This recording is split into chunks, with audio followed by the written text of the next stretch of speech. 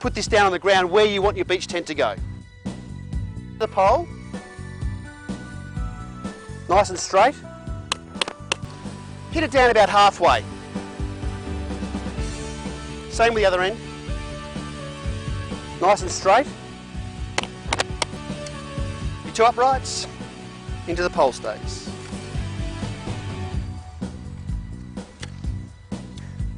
And your crossbar goes on.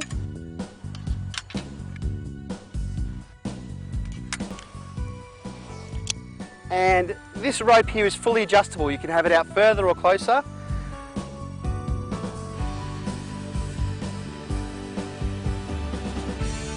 Now it's just a matter of doing all four corners.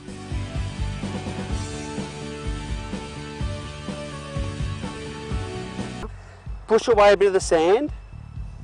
Use your mallet to put the peg in at about 45 degrees and 45 degrees in.